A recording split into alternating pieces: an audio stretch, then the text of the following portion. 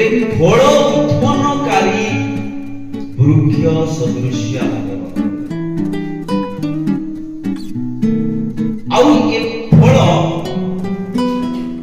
जड़े व्यक्ति जीवन रे एमिति रे आसी जाय जदि आम जीवन रे परमेश्वर को उद्देश्य रे फल उत्पन्न करिबा पाई चाहूछु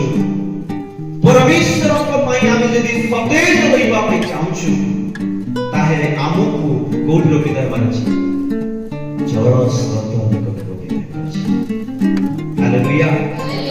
कारण एठी लेखा दैछि जेउ वृक्ष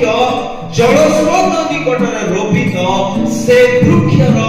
पत्र केबे मध्य मलिन हुए नाही आउ ए जल स्रोत निकट रे रोपित हेबा पाई एठारे गीतरचक ए प्रकार वर्णना करिसंती जे आमको जोठी जल नाही सुखिला स्थान जोठारे कोनोसी उर्वरता नाही जोठारे कोनोसी वृद्धि नाही एपुरी स्थान रु आमे फेरी आसी की जल स्रोत निकट रोपित हेबार अछि ओ स्थान सेटा जोटा सुखिला स्थान जोठारे कोनोसी फल उत्पन्न हुए नाही सेटा को स्थान सेटा स्पष्ट भाव रे लिखा जाय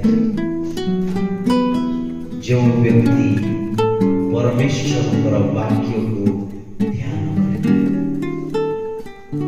जो व्यक्ति जीवन रे परमेश्वर वाक्य प्रति कौनसी सम्मान नहीं कौनसी श्रद्धा नहीं कौनसी आग्रह नहीं कौनसी इच्छा नहीं से व्यक्ति जीवन रे सुस्थता से व्यक्ति जीवन रे